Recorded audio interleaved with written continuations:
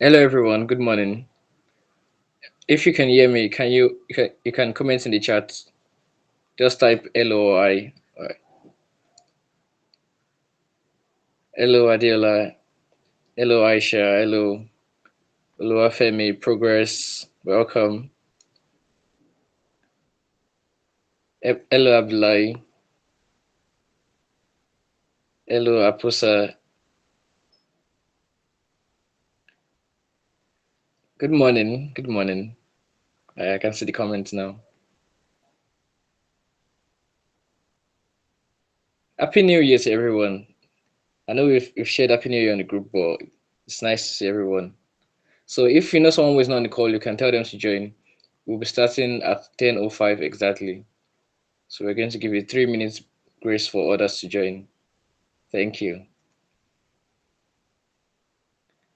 Thank you, Shikra. Good morning, James. Hi, Chris. Good morning. How are you doing? I'm fine, thank you.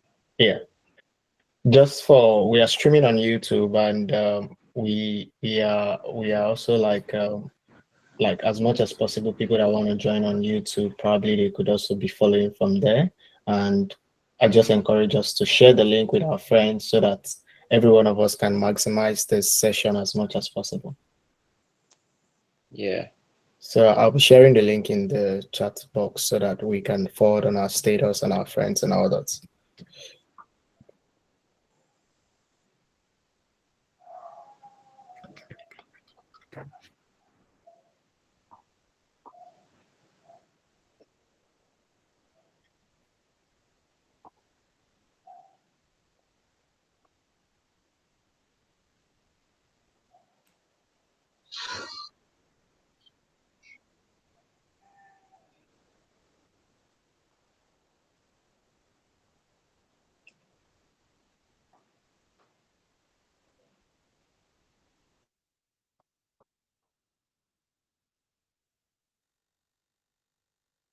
I'm also dropping the YouTube link. If you're not following us or subscribe to our channel, just also make sure to subscribe there.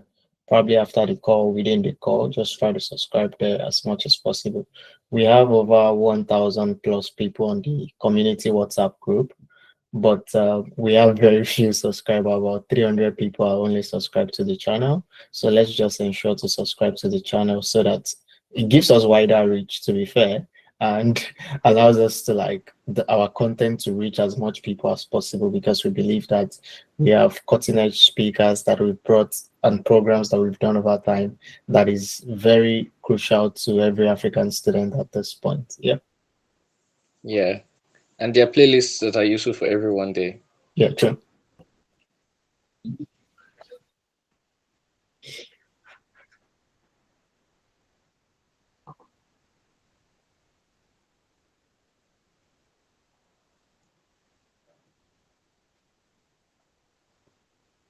So we're about to start.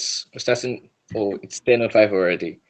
So welcome everyone to the first monthly series by the African Student Network. And yeah, you can send in you can clap, you can comment. Welcome everyone. Happy New Year once again for those who are just joining. So it's nice to have you all back here. I trust you all had a great holiday and you're ready for us this year. We have amazing lineup of guests.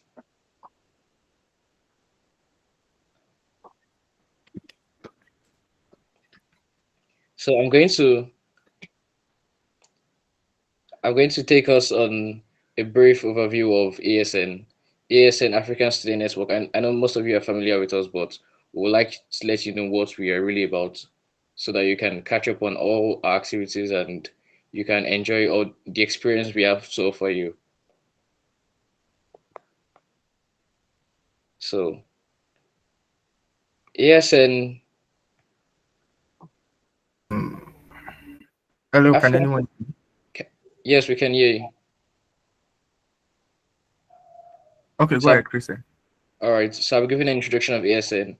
African Student Network is a confluence of intellectual individuals that is targeted towards raising indigenous African minds that are self-driven, motivated, and can leverage this circle to develop, grow, and improve their expertise in the frontiers of human knowledge to make sustainable impact in their career, leadership, and to be major change makers in the next few decades.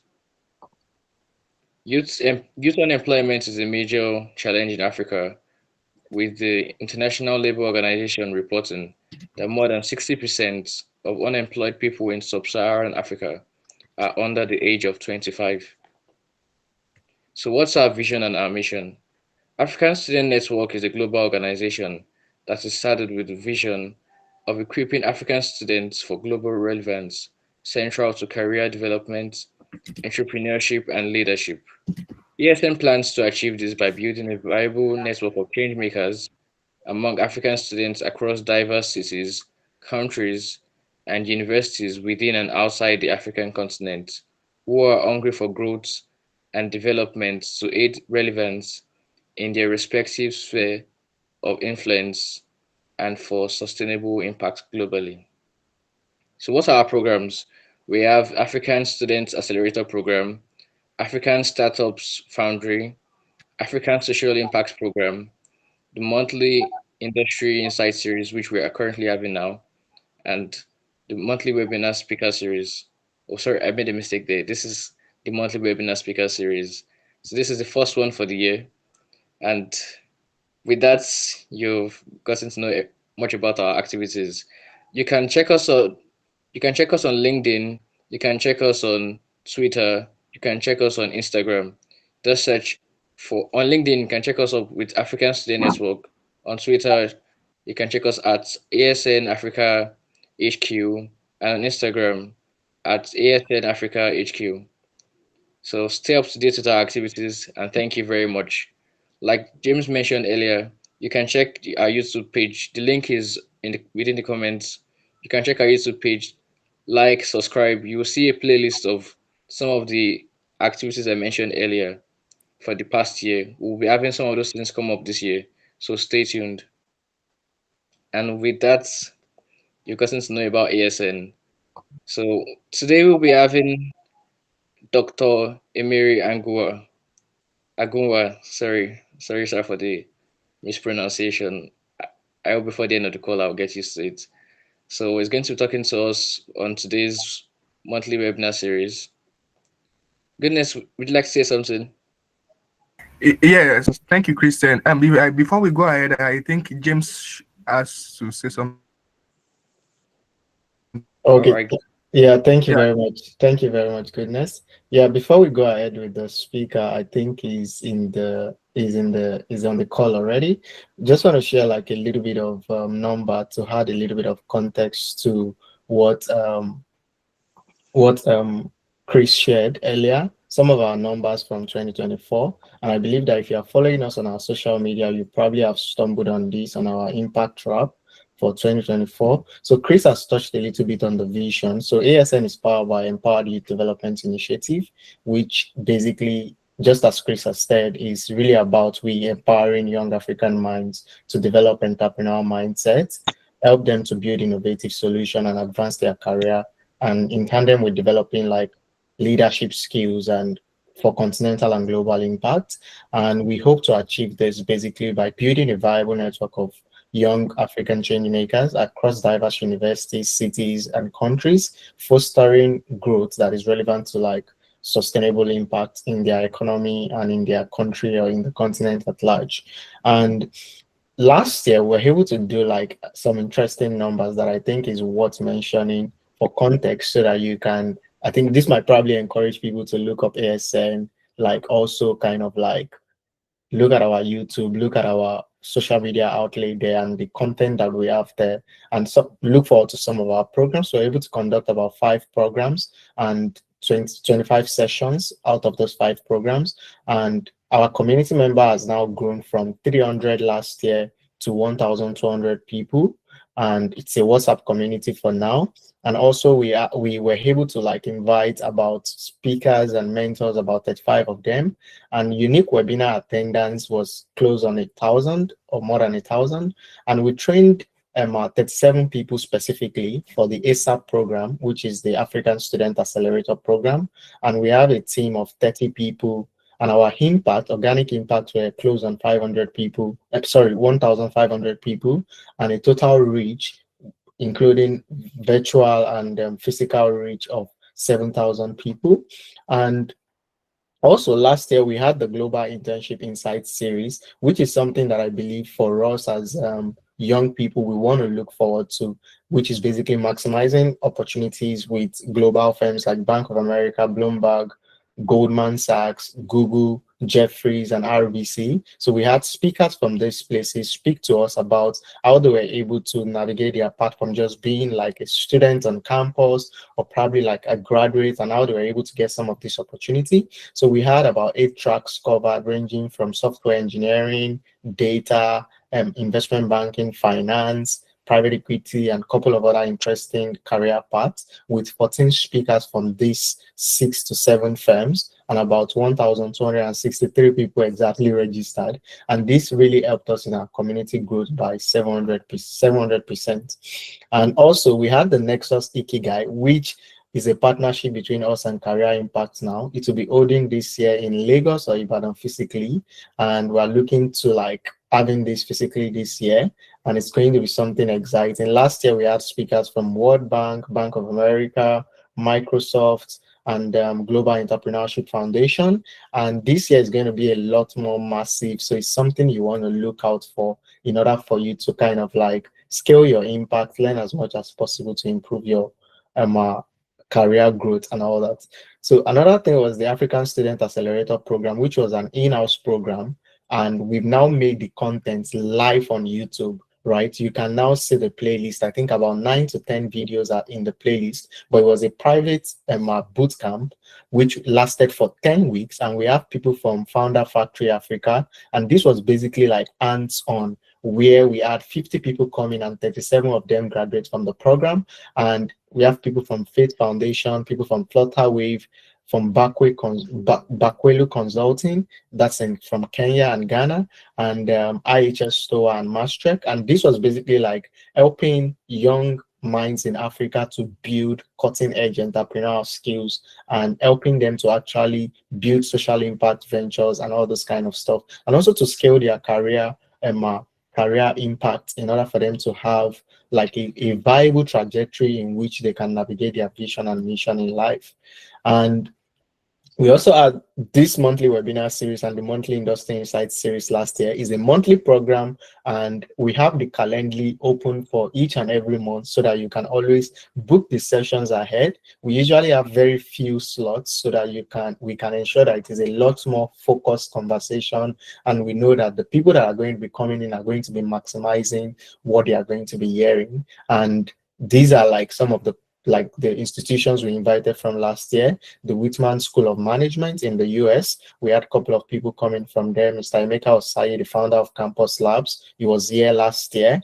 From BCG, from TaxPal, and it was a lot like an interesting conversation around some of the interesting things that is happening in the industry, some of the like couple of like motivation and all that could help us navigate our paths central to every walks of life.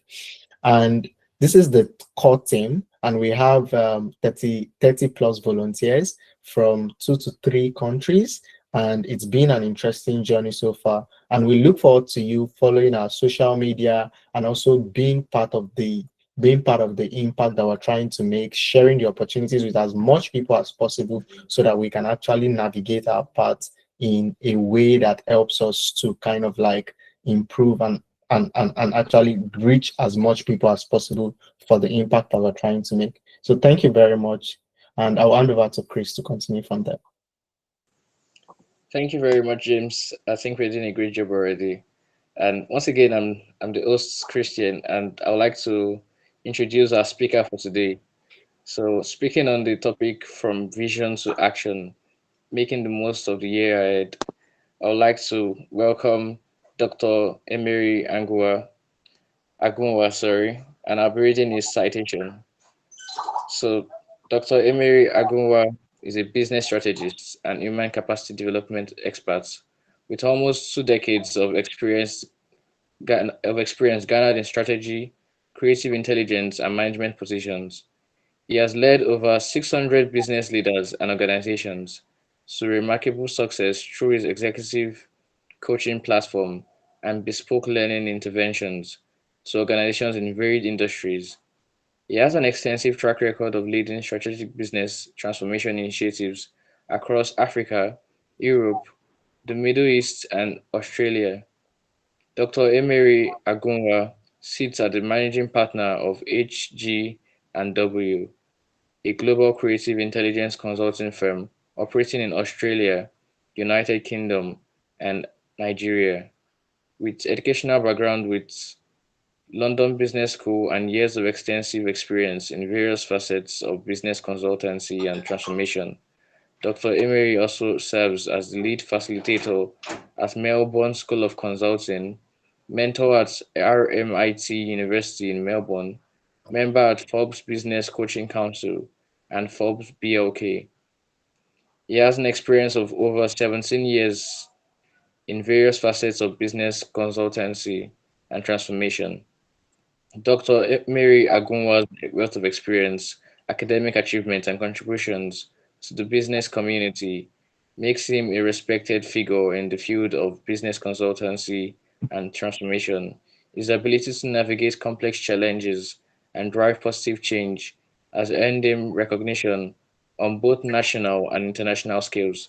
So, join me, everyone. You can use the emojis to put your hands together as we welcome our speaker for today, Dr. Emerie Agunwah. Thank you very much, sir. Welcome. The floor is yours. Thank you very much. Thank you very much. Um, James, Your good to pleasure. see you. James, good to see you. Can you hear me very well? I don't know if Yes, we can hear you. Thank you very much.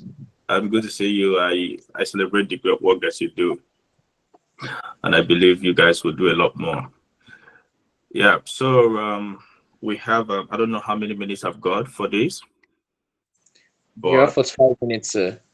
45 minutes. Yes, sir. Okay. So for everybody that knows me, my introduction is what takes time, right? I take time to build the baseline for the introduction of my conversation, and in 2 minutes, I'm done with my conversation. That's how my sessions are. My initial thought was to put up a slide, but I figured that that would make it a lot more very formal, which is not what I want to achieve. And but that notwithstanding, I do not take it for granted that um, it's a privilege to be addressing the future of global future leaders in the business world. And thank you guys for having me. And it's interesting to note that 2025 is a very important year. We are in a new year already, and there are a few things that are important to the scheme of things when we're looking at the year, the vision, and action, making it happen. Right? I believe that the future is in the past. I believe that the future is in the past. If you want to understand what the future looks like, you need to understand the patterns of how the past unfolded. It's very important to note that for everything that's ever going to happen in 2025, it's never going to happen from an external force. It's going to happen from an internal force. We have argued that life for an egg starts when the egg breaks from inside out, and death for an egg happens when the egg breaks from outside in. You must understand that things will not change except you change. We've argued at different levels. Do we need transformation or do we need transformers? Do we need it to happen or do we need people to make it happen? And I believe that people in this room tonight, this time is few minutes, this is 20 minutes past 8 p.m. in Melbourne. The guys in this room tonight would cause the changes we want to happen globally in the business world. Now, it's important for me to start with this premise to announce to everybody that no matter the age you are, no matter the stage you are in life, you are not behind. The world as you see it is at 0 point.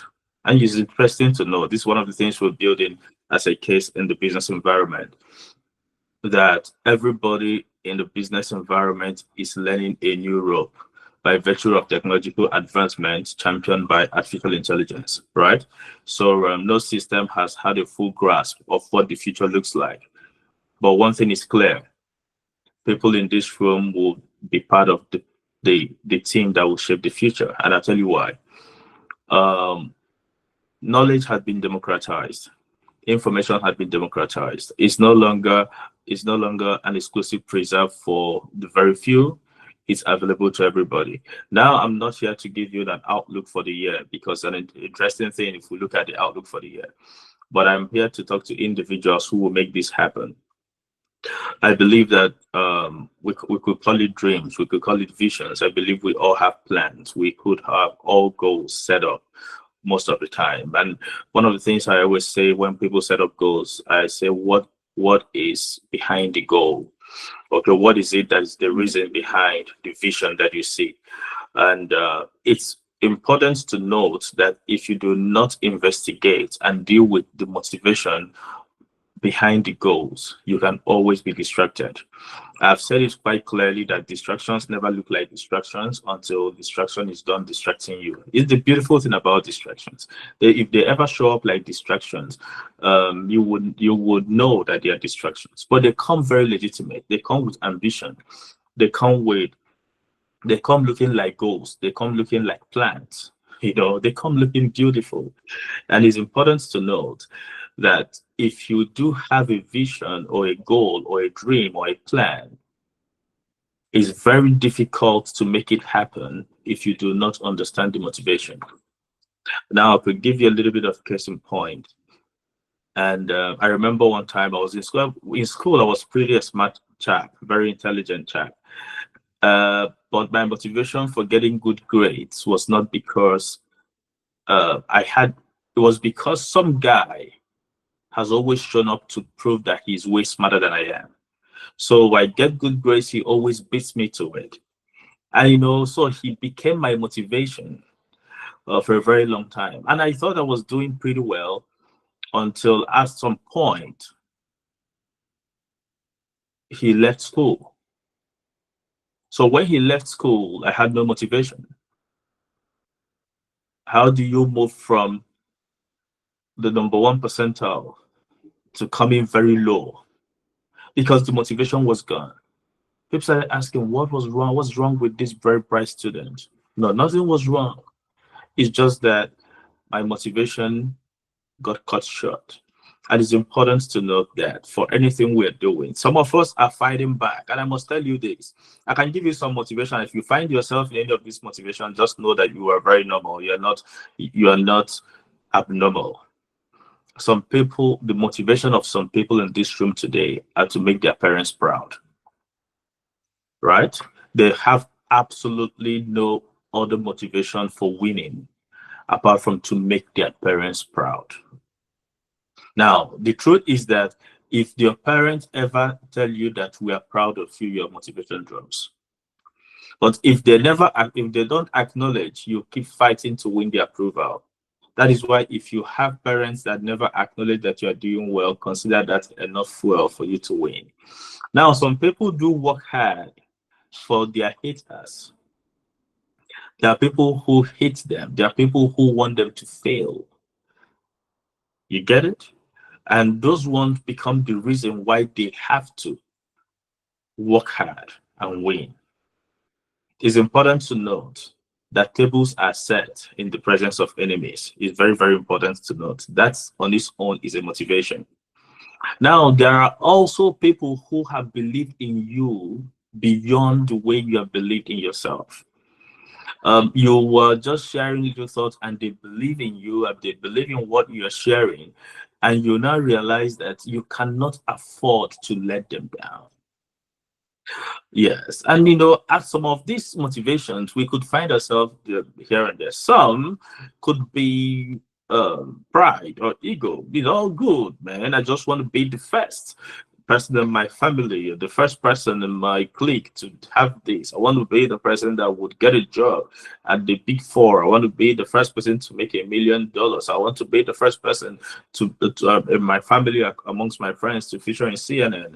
I want to be the first person to sit on the board of Harvard. I want to see. You see, there's a couple of stuff you could set up motivation, and it's important to know that if you do not deal with the motivation, that lack of intentionality when it comes to your motivation could be your distraction. I have been there. I have found myself in different positions. Everybody that knows me knows that I love to win. And at some point, I had to step down because I realized that my winning was not necessarily that I wanted to win, was that I was addicted to winning. Now, you could say it's a good thing. It means that everything is a competition, right? I'm always competing against myself. I've never, and this is important to know. There was a time for 6 years I never gave myself credit for hard work for what I've accomplished. Now I've got a whole way ahead of my friends. I can't even list the things I've accomplished because right now I realize that the motivation was wrong. I'm always running. I'm always winning. But you could find out that you could get some of these accolades, you never get to enjoy them. I've seen people who wake up and they just get a master. The next day they say, "Oh, I want to get an executive MBA." Then they want to get a DBA. Then after that, they want to be this. And they look back, there's a lot of things across the board that they've accomplished. And in the bit of that, they lose the most important person in the equation, which is themselves. They can't even have a healthy conversation anymore if they are not always thinking. Now, I've been there. It's all good to win on paper, and I want you guys to win for all intents and purposes. I rather that you win for the wrong motivation than lose for the right motivation. This is me. I want you guys to win, right? But all we're saying is that people have found themselves after they have won to correct the errors of the past. That is why you find some billionaires wake up and they say, "I think I've made lots of money. I'm going to give out 50% of my wealth to the poor. I'm going to give out 60% of my wealth to the poor. I'm going to give out everything." They've gotten to the end of the rope. They've gotten to the top of the ladder. They've gotten to the top of the mountain, and they realized we lost out on a couple of experiences and relationship and other things. And it's interesting to note, if you're in Nigeria, this is very important to note, that it is a thin line. It's very easy for you to put your ladder on the wrong side of the wall. It's very easy. You will climb on that wrong side of the wall and you figure out that you should be on the other side. I will explain that in a minute. But since we're talking about moving from vision to action, I'm going to deal with few things that I always know that impede that. This is just my background. I'm going to be done with my introduction very soon, and in 2 minutes I'll be done with what I want to say. That's how my conversations are. Now, like I put it out again, I said, when you want to move from vision, if you deal with the motivation of the vision, then if you ever did physics or you studied the laws of motion, you're going to deal with something I call inertia. Everybody knows that I love having conversations of inertia in January because a body remains at rest or in constant motion until an external force acts upon it. And it's now what we're dealing with, because I've seen people get excited, achieve a certain level of satisfaction sharing their vision, which is where a lot of people are. They like talking about it. It makes them high. But you realize that I remember one day we were working on a business plan and the client said, "Oh, Nigeria is a country of 220 million. If we can just get 10% of the population, just 10%, 22 million, we're good." I said, "I'm going to give you an assignment. Take the next 3 months, go out there and get a client." Right? Because when you get a client, you realize that for the lifetime of that business, you might not get 200 clients. It's not a very easy thing. But envisioning is easy. The same thing that happens to everybody. Can I bring it down to some people who are in Nigeria? When you are in the bathroom and you are singing, you sound very well. You sound like you know what you're doing. Next time you're singing that song, tell your friend to put a recorder and you hear your voice. You're going to laugh because you are not half as good as you think you are. right? And that's what I want you to understand, that this vision sounds so good. It just keeps adding up. I'm just going to do this. I'm going to do that. Some people have made it very simple. You can have your vision board. I'm sure everybody here do have vision board. I have vision board. Some have even taught the laws of attraction. How do you attract it? We've taught all manner of stuff, you know. And but one thing is clear: dreams. Nobody's ever paid for dreams. Nobody. The same way dreaming is free, people do not value dreams. Okay? You must find a way to put those dreams to action. The action might be a pitch deck, the action might be getting an application form. A certain level of action is what people say. The same way you don't find a witness in dream. If I dream today and I'm telling you the dream, I can't tell you go and ask James. I can't tell you go and ask Christian, right? Because you guys were in there. It's all in my head. And that's what I want you to know, that getting this vision to work in 2025 has to deal with the inertia. You have to break out from something. But before I deal with the inertia, I'd like to point out something that is very important. Some of us are dealing with a very toxic background. Toxic in the sense that that success is not normal to your conversation. I've always said that anything called winning or success is a quest for normal. Anybody who knows me see me emphasize on the quest for normal, right? If your success is not normalized for you, it is external. Okay? And that comes to the stuff I want to do. I'm going to have a conversation on the do, have, and become, right? And the thing is that, let me put it, if you're in Nigeria, you will understand this. A little bit of part of this. When you want to have a shower, the first question people ask you is, where are you headed?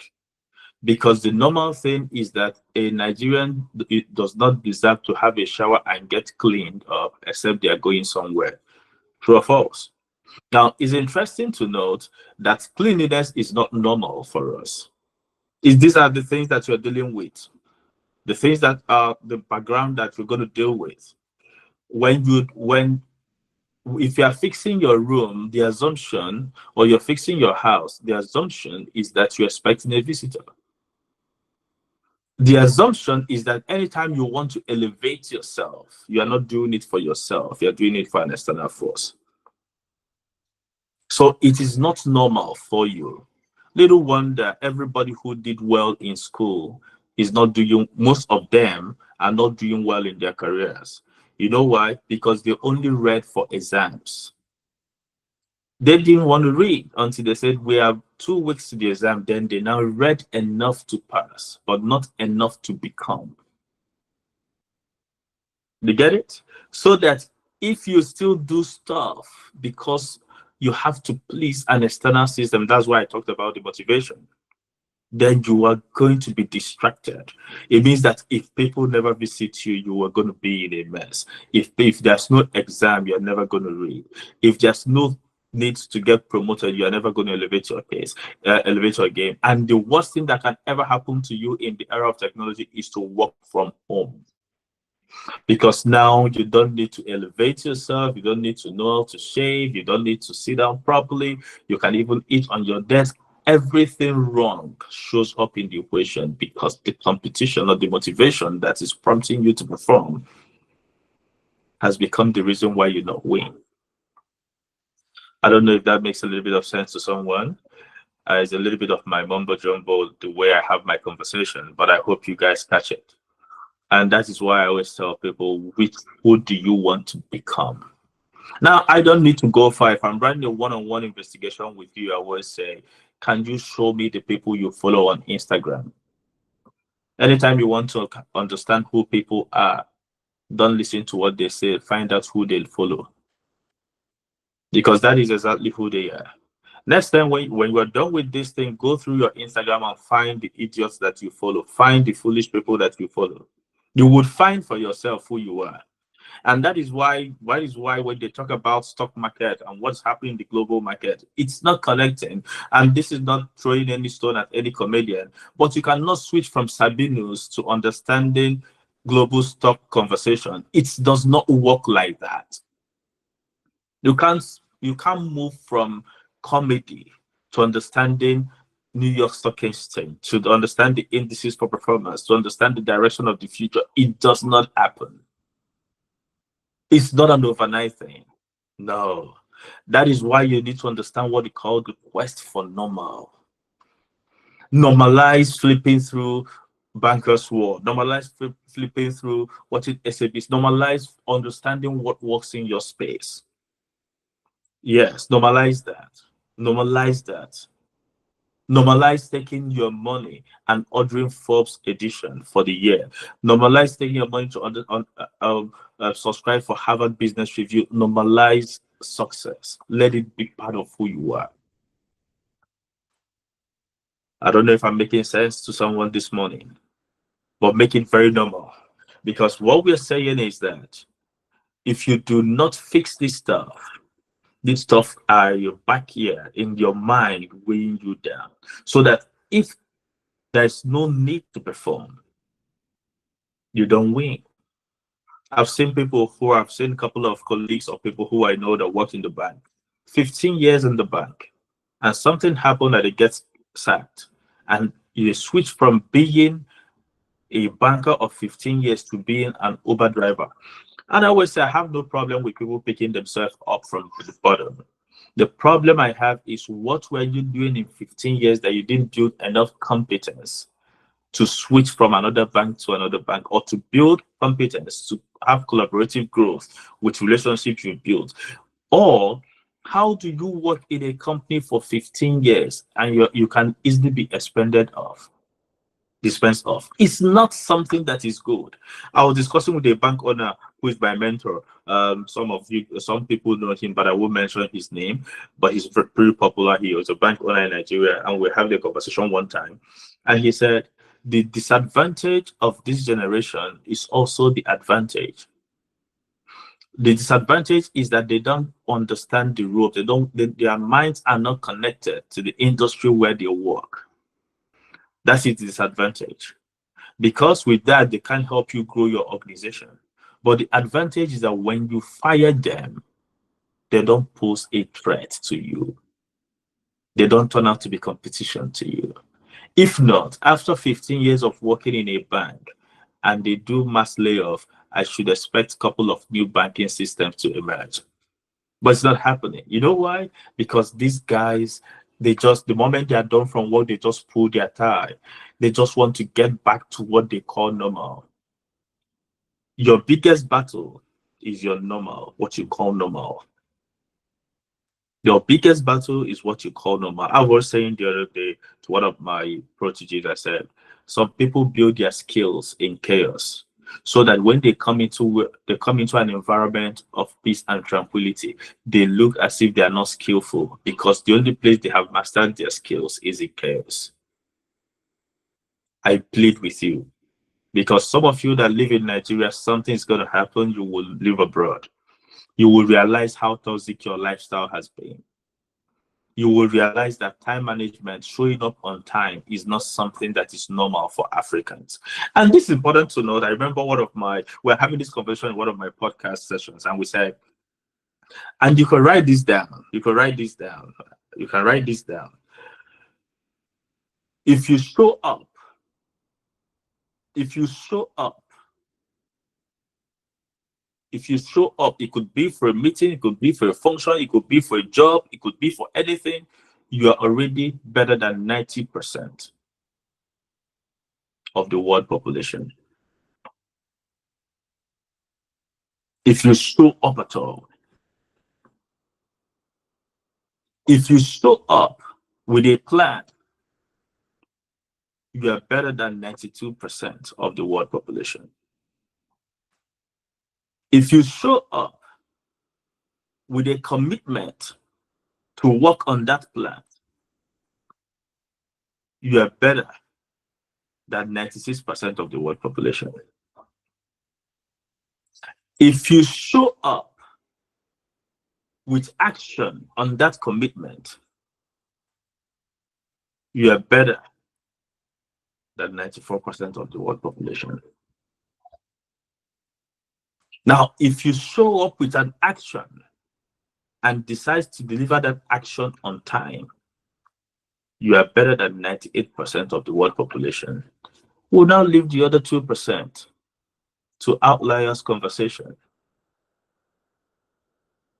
You know, it's an interesting thing to note that we don't even show up at all. Because some of us are victims of the false excellence we have put in ourselves, in our minds. We are not that good, but we think we are that good. So we elevate our outcomes to become excellent. So what we are now dealing with is the imaginary high standards we've set for ourselves that do not exist. And that's why people have what they call the analysis paralysis. They sit down and they keep analyzing, fine-tuning their products, fine-tuning their CV. We say, the CV you have is good enough. Push it out to the big four. No, I need to get a little bit more of this certification before I push it out. I need to add a little bit of this before I push it out. Now they are working with the false imaginary standard they have created for themselves, and they never launch. So that 2 years, they are adding one more course to another course, another program to another program. And before they say, Jack, they say, you know, the future is AI, so I need to do a 6-month course on AI. Then when I add that stuff now, I'm going to launch into that. And by the time they are trying to get into that, they realize that the future is not just AI. There is quantum computers attached to it. Then they need to do another program on that. And 2 years, 3 years down the line, they have not set an action to their plan. And now they sound so well, they sound so educated. You know, some of them, they are your friends. You know, some of them are in this group. They all know what to do, but they never do it because they have set an imaginary false standard for themselves, and it never happens. Right? What I always tell people is set the standard, put action to it, and you get better on the road. Get better on the road. Apply. And if you apply for a job, please, next time if you're applying for a job, understand that the word interview is not a one-way street, it's a two-way street. It's the same way you say interstate. It is between this state and another state. It's a two-way street. So when you are preparing interview questions, please do prepare your own interview questions for the company. Please, I beg you to do that.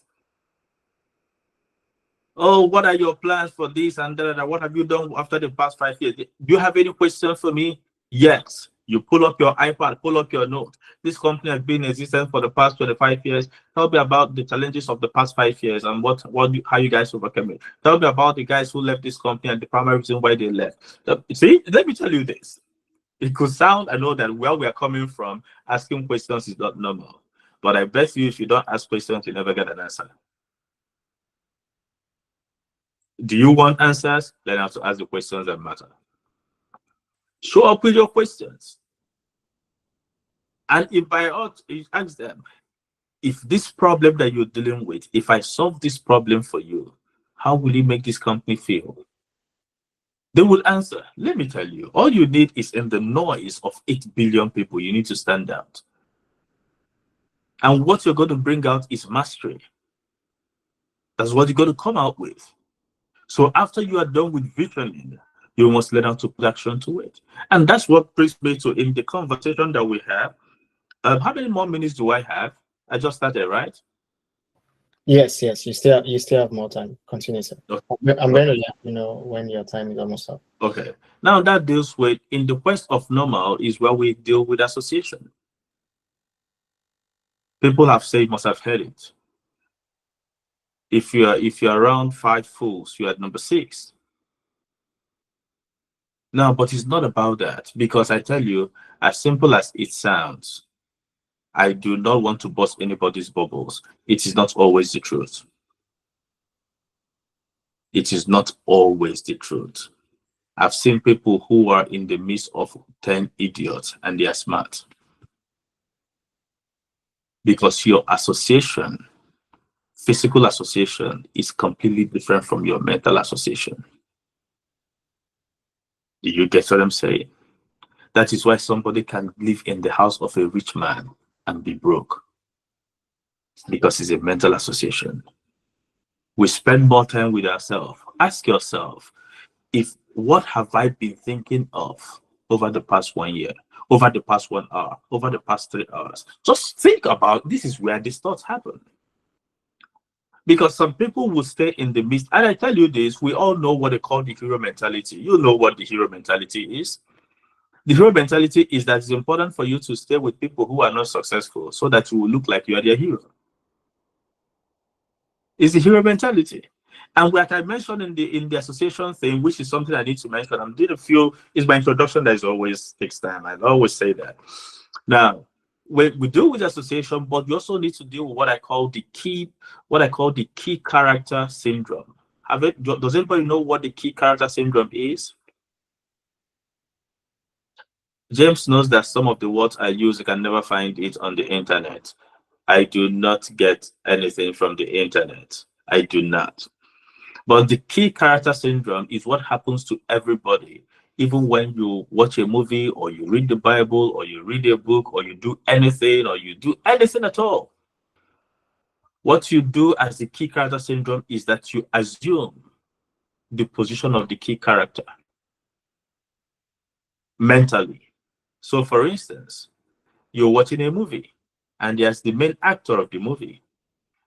That is the person you assume is who you are. Okay, when they're telling a story, you're reading a book or you're watching somebody's story or reading anything at all. They say there's this guy, they call David, he killed Goliath. You just assume that you are Goliath, you assume that you are David because you want to be the key character, but you don't know that somebody is part of the army. Other people, there are lots of other characters. There's Jonathan, there are a couple of other people in the character. How do you assume that you are always a key character in everything? And this thing I call the key character syndrome has ruined lots of relationships. And that's why when you have issues with people, you don't even know the guys who you need to propel your vision and the guys who need to propel their vision. If you play chess, you understand that if anybody is asked to be a chess, one of the items on the chessboard, nobody wants to be the pawn because everybody wants to assume that they are key characters. In fact, the truth is that 99% of people will assume that they are the king so that everybody works for them. But if you understand the game of chess, like I always say, everybody has their role. So that you could be a king on your own space and you are a pawn in another game. This is how people make themselves valuable. Because if you don't think yourself as a key character, then you are going to walk in and talk to somebody and say, can I intern with you? Can I serve with you? And nobody's ever bigger than that. As I am, I'm not bigger than that. I still pick up the phone and call my mentors. I said, oh, tell me 2024, tell me what I'm going. I have 2 weeks dedicated to your service this week. Anything you want. I can show up, I can travel down and work from your office at no cost. You know why we do that? How do you get let into a conversation bigger than you if you are not part of it? You are not always the key character. The key character syndrome has ruined everything. So that when you have issues with someone, they would gladly say things like, don't worry, I will make it. And you will not make it. We just assume that if somebody lives our life, their life will go down while our own goes up because we think we are the key character. And that's why we don't go out and build healthy associations where we could say, oh, in my life, James is very important. Christian is very important. Adewale is very important. Toby is very important. These are the guys, and this is what I bring to the table, and this is what I bring to the table. I am not always a key character. And that comes in the whole conversation of on understanding association. This is how you build association. Build it like a team. A team is a combination of differences to achieve a common goal. And somebody asked me, oh, is it about coming together and covering everybody's lapses? I said, no, the primary essence of a team is everybody hold your position. That is the basic level of team formation. hold your position. If you're a goalkeeper, make sure that the ball does not pass through you. If you're a midfielder, make sure you distribute. If you're on the left side, make sure you use your left leg. If you're on the right side, make sure you leave your right leg. If you're a striker, strike. The first job is understanding position and maintaining your position. Then, in case of emergency, I cover for you. So that in that game, nobody's dealing with the key character syndrome. And I tell you, this key character syndrome might not make sense to you, but as you grow older, you start realizing it. That you're going to talk to your friend and tell your friend, I have this idea, I'd like you to be a co-founder. And he'll tell you, no, I have this other idea, I would like to be a co-founder. And now what everybody is dealing with is that nobody believes that I should submit under a higher system or this. And I would say, no matter what you do, have logical conversation with anybody around you. Put it in black and white. What are the chances of succeeding? In the US, they do that a lot. By the end of the year, as they are graduating from secondary school, they do most likely to succeed. The students vote members of their class who are the most likely to succeed. It's natural that when you understand who is most likely to succeed, you align. You don't always have to be the key character. With this now, we could now get into, we've talked about the quest for the ball, we talked about the do, have, and become. Like I said, when people, the difficulty is that when we set goals and we have visions, our visions are never about who we become. It's about what we're going to have or what we're going to do. True or false? So that people are saying, oh, this year I'm going to do this, or this year I'm going to have this.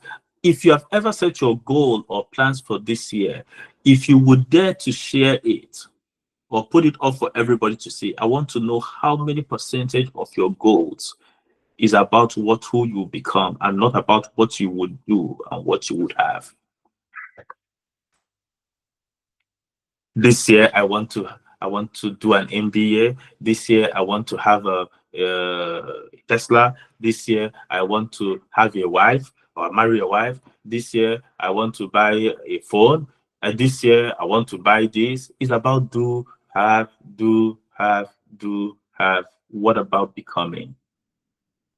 This year, I want to become somebody that will be trusted for excellent outcomes.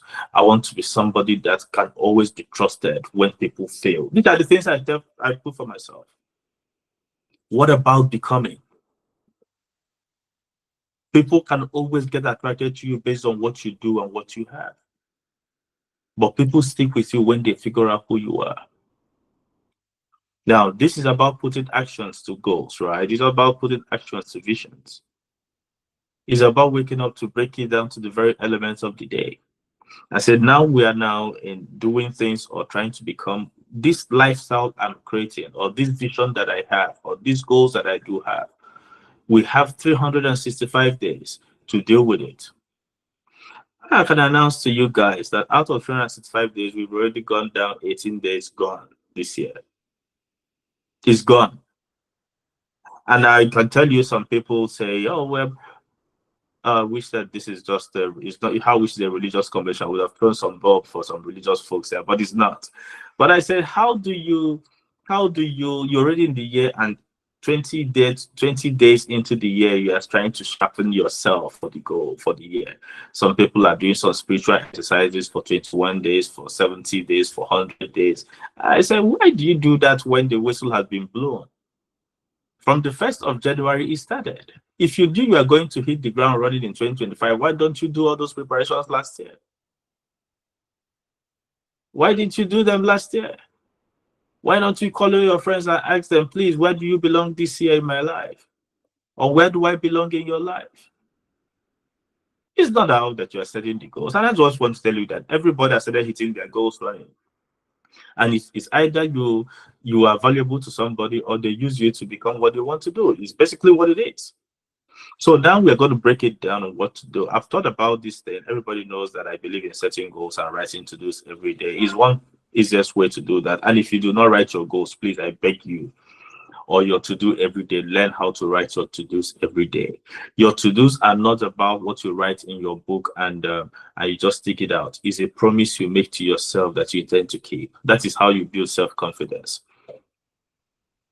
And I tell you this. I was discussing with someone. I said, Do you keep promises you make to yourself? Which is one powerful thing that people don't do. When you set your alarm for 5:30 in the morning and the alarm rings, do you wake up or do you put it in snooze? I'm just asking. I'm just asking.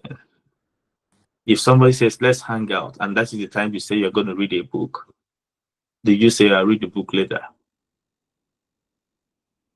What do you do? What do you do? I beg you, for anything you do, your social capital is important. Do not play with your LinkedIn. If you're not on LinkedIn, please do not play with it. Get on LinkedIn. I know that people might not like your post. Post it anyway. A lot more people see it than they like it. They don't have to like it, but they have to see it. Please, if you don't know what to post on your status and something reasonable, leave it blank, but do not post things that will make people see you in a negative way. I beg you. If you can do this, I've gone to extreme measures. I wish I'm talking to you guys like I'm your elder brother. That's why it's not like a formal presentation. I beg you. I beg you. Call people and ask them, what do you save my number with on your phone? Please don't let anybody save your number with James UI. You have no business with University of Ibadan. That's not who you are. Please, if that's what you save my name with, please remove it. Save it with something that when you are scrolling through your phone, you could remember, not from the past, but from what the value I could bring to the table. Please pay attention to these things. I literally tell people who save my name with where we met. Because we met in the filling station, you save my name and put filling station behind it. I don't sell it. There's no business with me there. Because we met at the airport, you put my name and put airport. Please. That's not who I am.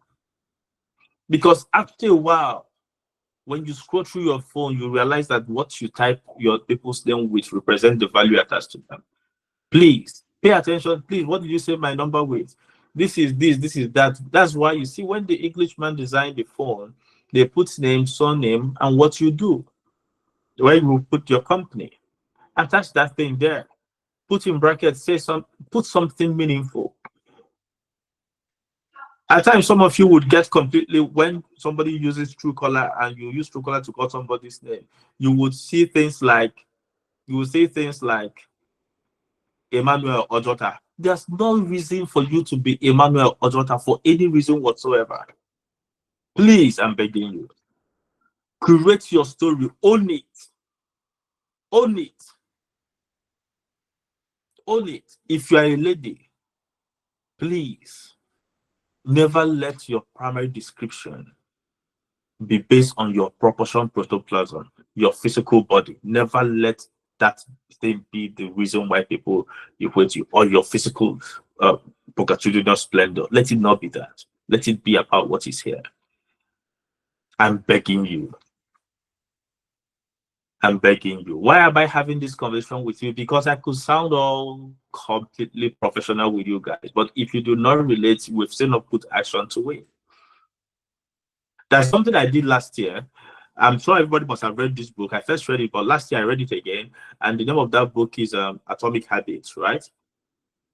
And if you haven't read that book, please go read it. So what I did was, after I read it, I called all the people on my network list. I told them, so go read this book. When you are done reading this book, if you don't finish reading this book, then we don't have a conversation anymore.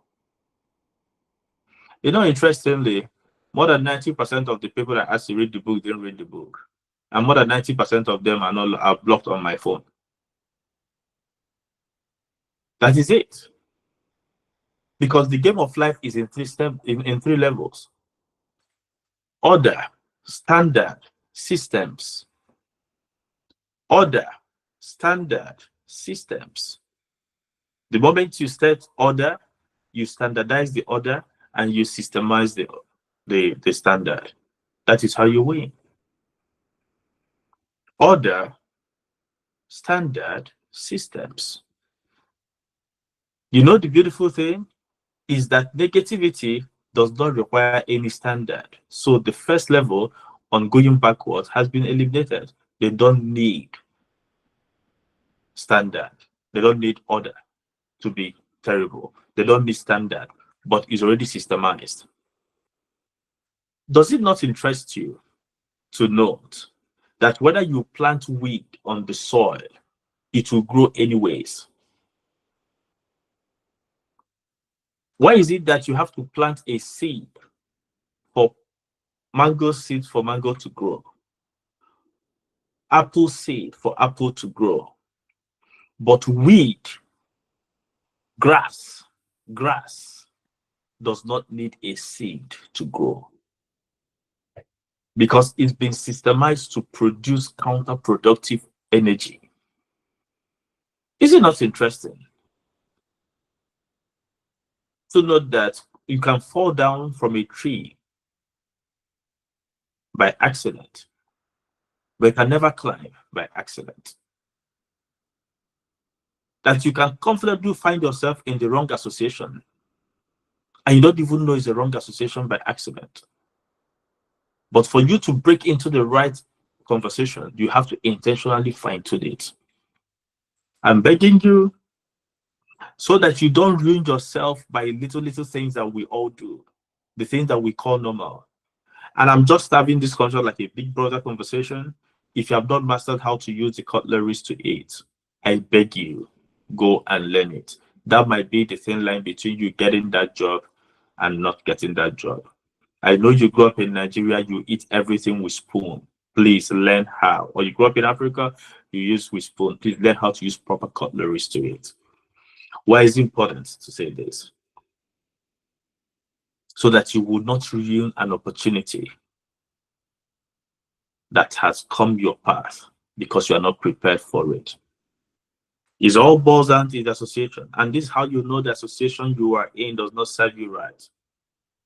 The moment you want to elevate, they want to talk you out of it. When did this one start? When did this one start? Explain to them that this is what the new standard is. At times, throw certain things at them.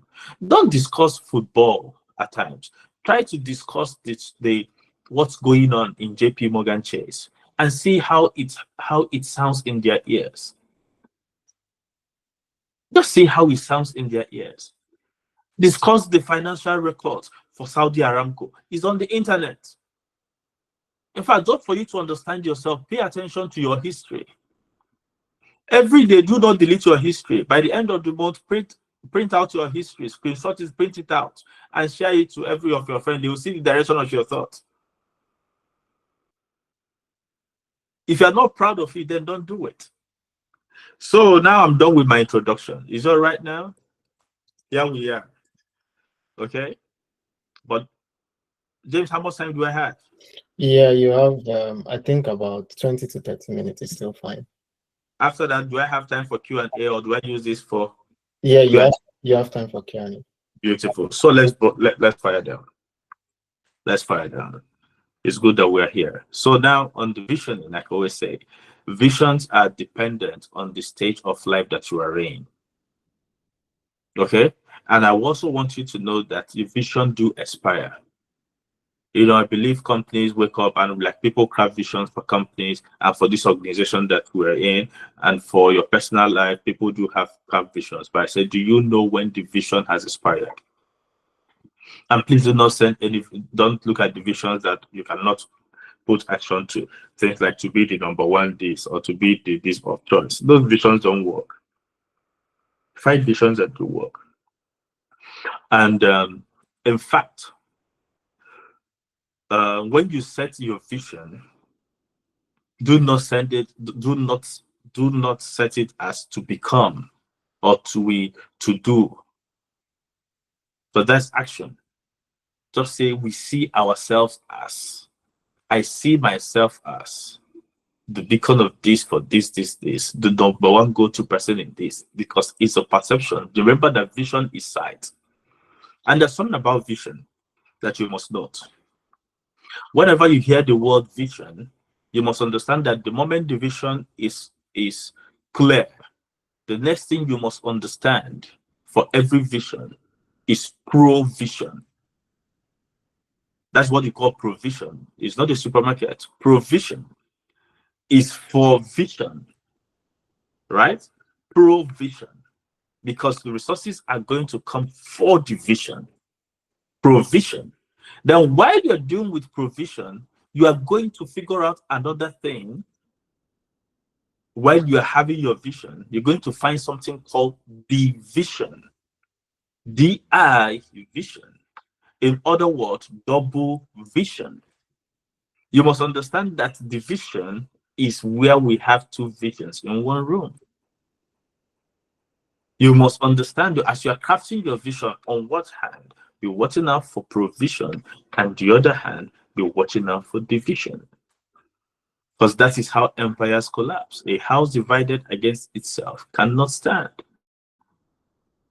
But when you craft division, you look out for provision. Now, what does provision do for you? It is what's going to fund division. And you already have a seed capital called time management as provision. Everybody, no matter how poor or rich or educated you have, all of us trade with 24 hours of time. It's already provided for. What you do with that time, to a large extent, will determine whether you would keep getting provision for the vision. You're going to use the time and build network and relationships. You're going to use the time and build credibility and mastery. You're going to use the time and promote yourself and tell your storytelling, do your storytelling. You're going to use that time. These are things that put people in a position for provision.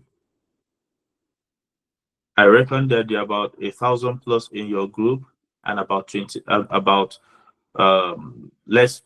50 or so in this platform. And everybody has the same time. It's all the game of choice, but it comes down to that. Provision. Then you must watch out for division, so that what you are building will not be divided. You get what I'm saying? Now, after you have crafted vision, then you move to the next step. Crystallization of the vision. Because it all sounds beautiful until you start crystallizing it. I've seen people, and this is where you know that people are already running crazy. Somebody has the vision to build a tech company, also have the vision to build the biggest agro company. He has the vision to build a fashion company. He has the vision to do this. He has the vision to do that. Now, I would never say that they are not visions, but you must understand how to crystallize these visions. Because all of them are snippets of the same thing. I can break it down for you. It's basically how it is.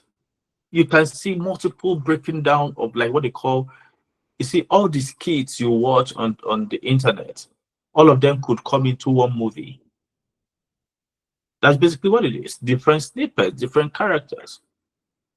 But what we do with vision is that you wake up today, your predominant thought is thinking that you should start a non-for-profit. Then you have a vision for that. Then the next minute, your predominant thought is saying you should be a public speaker. Then you move into that. Then the next year, your predominant thought is that somebody needs to do something for politics. You move into that. Then the next minute, somebody needs to do something for their religious affiliation. Then you move into that. Then somebody believes that the world is going haywire and the youth need guidance. Now, the truth is that, can all this stuff be crystallized? Do I have that problem? I once had that problem. But learn how to crystallize it. Learn how to crystallize it. Just put it together. Fine-tune them. One could be, some of this stuff could be expression for your NGO, for your CSR. You see, there's a way these things are done. Now, as it starts growing and it really needs to morph into something, then that is where you must start looking at people as resources. So, okay, how do I hand over this arm of this person to run with this, or what can my friends do this and this. You must understand this thing so that you don't wake up and get distracted by people's harvest, people, the outcome of successful people, and you forget the process that bettered them. So I could see people decide now, they call me on phone, doc, I'm trying to build a company like Amazon. So it's going to have the music, the streaming, it's going to have the logistics, it's going to have this, it's going to have that, it's going to have that. It's going to be 14 subsidiaries employing about 250,000 Nigerians. What do I normally tell them? I say, when you wake up from this dream, let me know. When you wake up, you let me know. Do you think it's easy?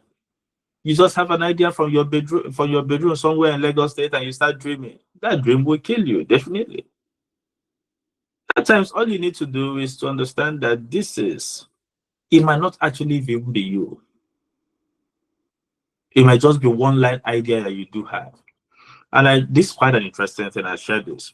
I have a client of mine who wants to build something like a ride sharing company like Uber. So he spoke so well, and his ideas was pretty good. His vision was clear, even though it was not clear, but it was, for him, it was clear.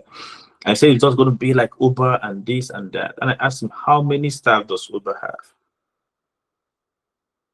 How many staff does Uber have?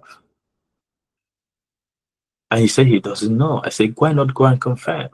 So we figured out that Uber at the time had over 5,000 plus staff. And I said, you are in your bedroom and you hope to compete with 5,000 plus staff, where the staff of Uber are smarter than you as the CEO. When will you wake up from this dream? What do you have? Ideas. Maybe you need to figure out that everybody has an idea. It's in the actioning of the ideas that you realize that certain ideas, certain visions are nightmares. You have to avoid it. I once had a plan to start an airline. I had a plan to do that. I even designed the logo, created the website. I wanted to start an airline company that would do this, that would solve something. I designed the whole framework. And I realized that many things are better off done in movies than in real life. So what I try to do now is to package some of my ideas. I'm trying to sell them as content to Netflix so that I can create a movie out of my ideas, because the ideas will never work. They're just good as imaginary ideas that could turn out to be content for tomorrow. So let who needs it can take it and do something with it. It's never going to happen. These are model ideas. That's why we daydream a lot. Just don't kill yourself with it. Crystallize it so that these visions don't kill you. But one thing I want you to do, why this vision can sound elaborate and excessive, never let this vision make you morbid, make you immobile, make you freeze and don't do anything. Because you could see how big these ideas are. It becomes so powerful. Never, for any reason whatsoever, let the size of a vision keep you immobile and morbid and keep you fixed without doing anything. Never let that happen. Never let that happen.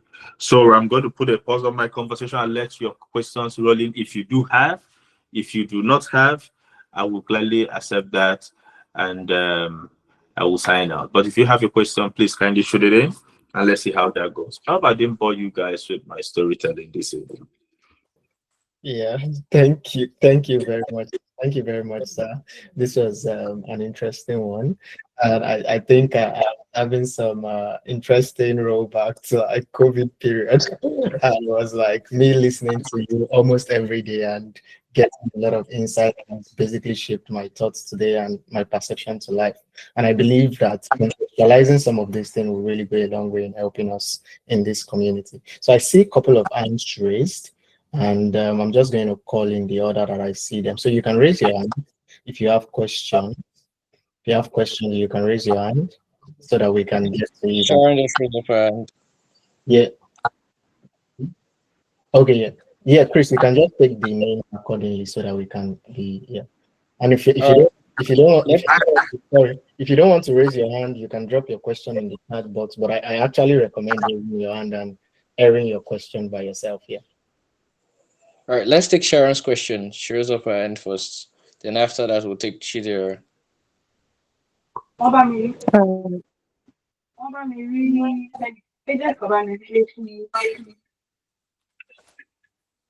Everyone, you can unmute your and mic. thank you. I am unmuted. Can you hear me? Yes, Very Yes, well. we can hear. Every- All right. So I said good morning, everyone, and thank you, sir, for the presentation. So, you raised a particular issue that is pertinent to me at this moment, and it was about having a lot of predominant issues. I don't think that was how you phrased it, but like there are a lot of. Can you hear me?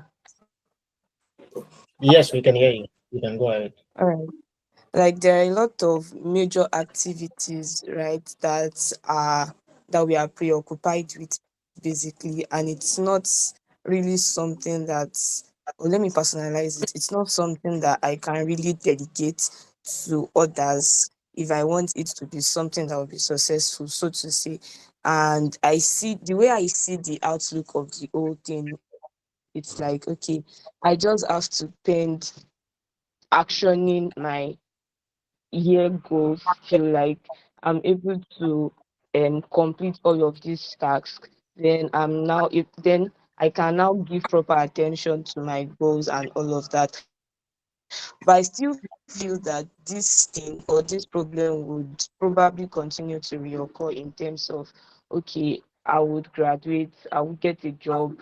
There would always be other things that are seeming important, and they would always want to like contest basically with my time that I want to allot to my year goals and all of that. So I don't know if it like can give better explanation on like how to go about these things and ensure that okay, your goal is still at the center of it all. Thank you, sir. Okay. So you answered the question. Just put your goal at the center, right? Put your goal at the center and let every other thing fall away. Prioritize what is important for you, right? And like I always say, uh, uh, let me tell you, let me just, it's all right to be frank with you guys. Yes. Okay.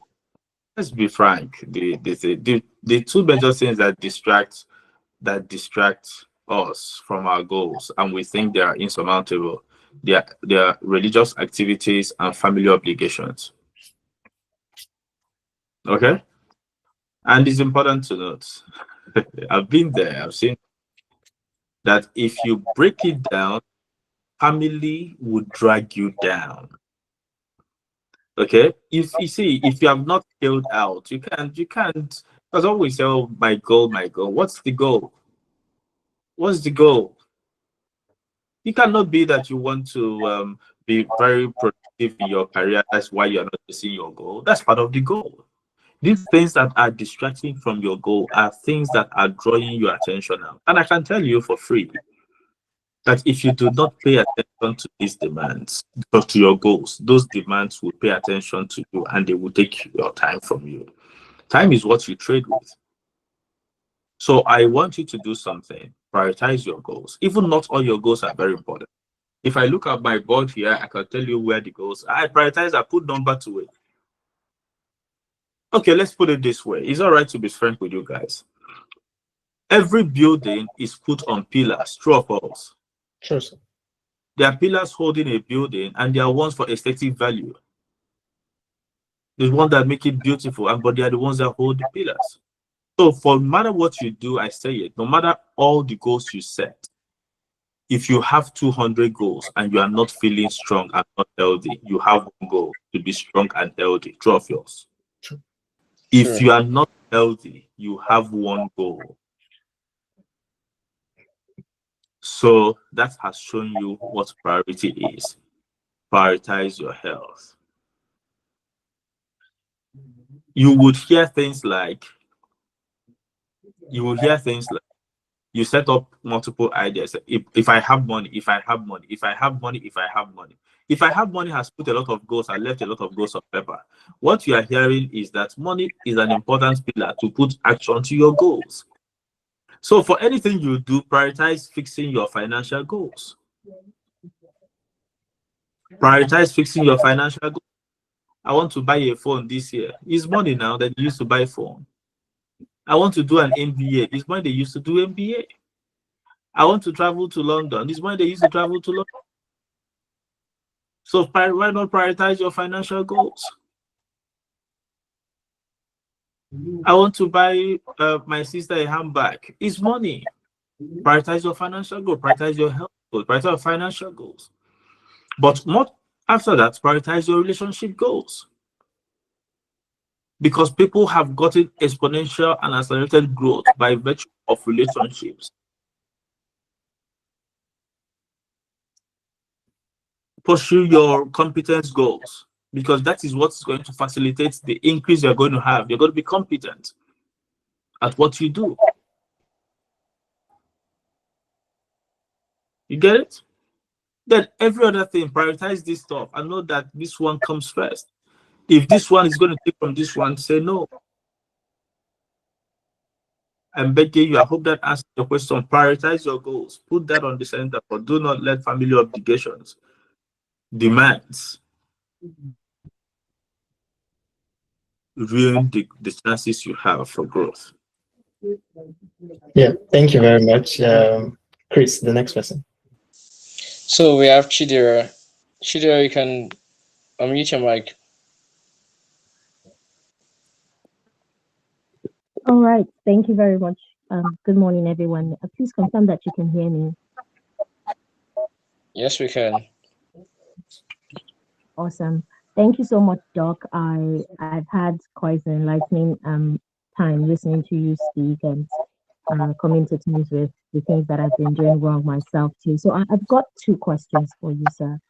The first one is, how do you think is the best, or what would you say is the best way to handle having multiple interests? I'll take myself as a case study and be vulnerable here, right? So I'm 25 and I've got quite a number of things that I'm skilled at. I have an interest in finance. I'm very skilled when it comes to media and marketing.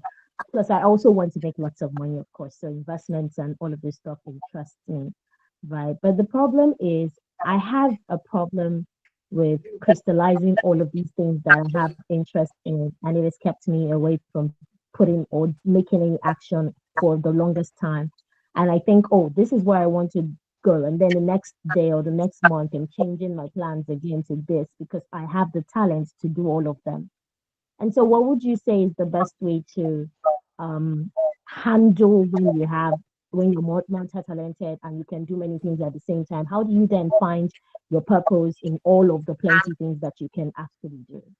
So that's my first question. My second question is, you talked a lot about how network allows one to get access to certain things, information, events or opportunities that they would otherwise not have access to. In the last 25 years that I've lived on planet, I've never had a mentor or somebody to call my mentor. And a couple of my friends that I've begun to interact with lately do have mentors, right? And listening to you again, I realize how important it is to have mentors, role models, people who can tell you exactly how to build a career, grow professionally, or grow academically, be the best academically. So, how does one go about finding a mentor that serves their purpose?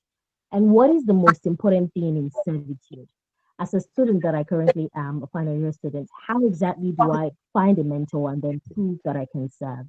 I'll appreciate your insight, sir. Thank you. Okay. I also want to be real when you ask the question, right? This is based on personal research and outcome, taken from somebody who felt they could do. But there's something I call um, mediocre driven markets. You've heard about that before. You've never heard about it before. It's created by me. The mediocre driven markets are markets that are created because it's the markets around you are mediocre. Okay, so this is what it is. So if you're a Nigerian, everything is below par. So little ideas look as if they are options for to set up a business. I want to let you understand this. So now you are you You could let me look at myself for instance, right? There was a time I had multiple ideas. Because I'm smart, I'm just well slightly. If you're above average, you see a lot more than people see, right? So you don't understand how farming works. You don't understand the full breadth of the farming, the agricultural system. But you realize that people who do farming, because they are mediocres, you are a lot better than them in thinking. And because of that, you see an opportunity. That's what's happening. Creativity, that mediocre markets open up. They tell you, man, I can do this. And now it becomes something that you see your market for, an opportunity for, and it drives you because you're smart. You start creating solutions for them in your head. Now, the next minute, you could find out that there is a gap in this. Now, you are all seeing gaps everywhere by virtue of the fact. And this is what happens to a lot of it, because I could assume it happens a lot to Africans a lot. And it happens to Africans a lot. But when they cross over to the Western world, it's also another ball game. So they now see opportunities, but they can't do those things in the Western world because the Western world has elevated the standard to do those things. So the little ideas that they do have in the Western world, they are still running that same problem, trying to solve problems for Africans. Has anybody lived abroad and faced this challenge for me? If you have tried this, just raise your hand, right? You just wake up and you say, oh, look at transport system, it works. I can even come to Nigeria and replicate transport system. You think you're into transport. No, look at this, it works. Look at electricity, it works. Now, what you are doing is that your head is in a higher space more than your environment. If your head is in a higher space more than your environment, you keep seeing multiple options. That on its own is good. I have that problem. But here comes the issue. Asking yourself that you will not be engaged by ideas. You are going to be engaged by mastery. You must have heard that the 10,000 hour rule, where you gain mastery by practicing something.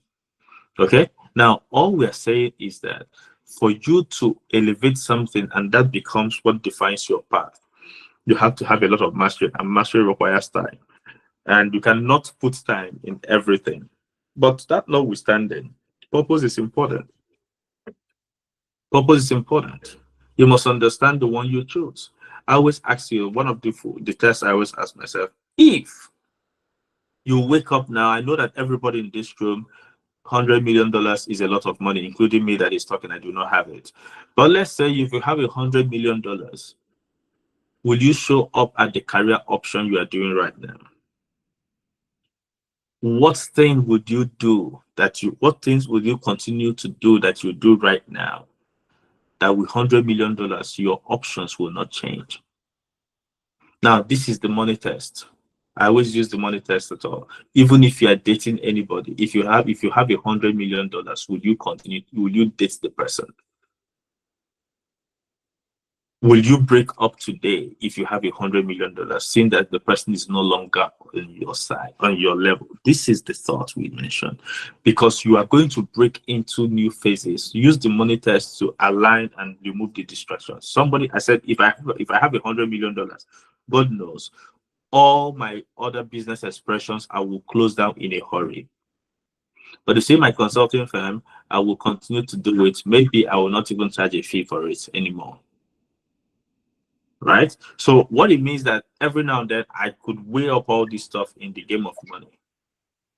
If money comes, would I want to still be here? If I'm going to be here, continue.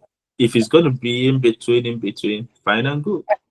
We all know why we do what we do, right? So that if we get to that stuff, crystallize it, ask yourself the very hardest questions, and tell yourself the answers, and believe the answers you tell yourself.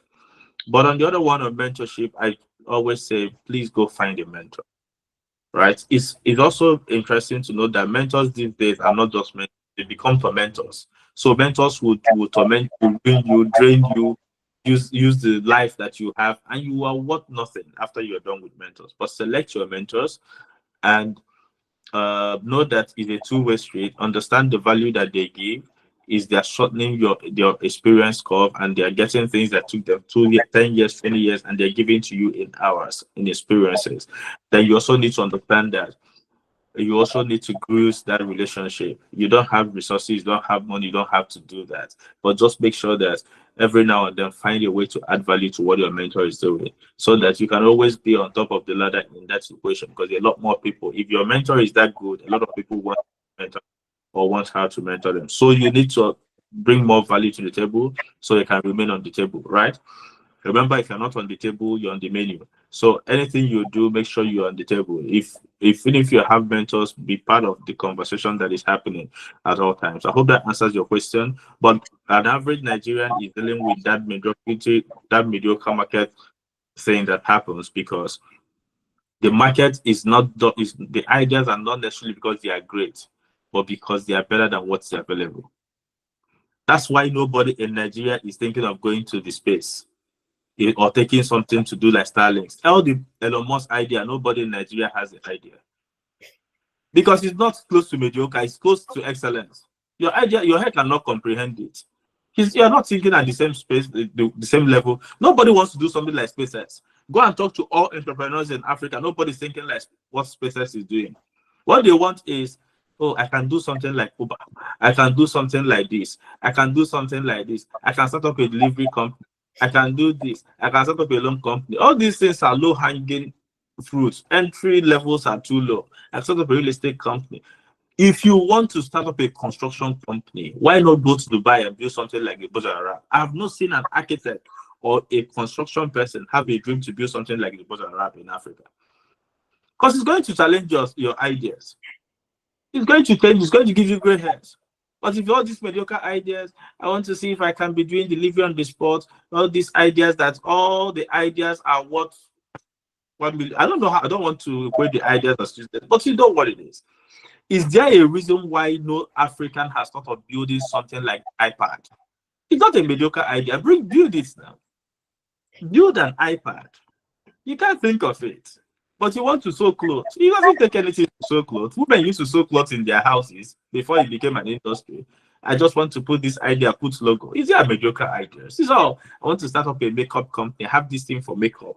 I have this thing for hair. I have this thing for this. I have this thing for web design. It's all the same thing. It's just basic. The moment you elevate it, you see that you have no business in that industry whatsoever.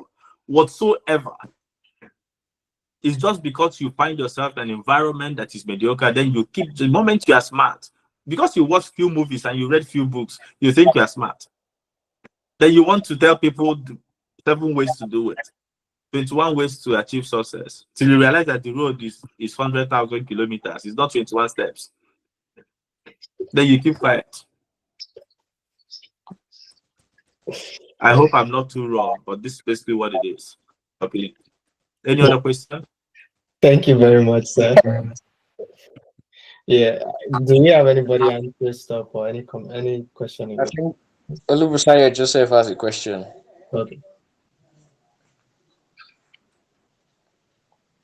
Olubusayo Joseph, are you there? You can you can unmute your mic, Joseph.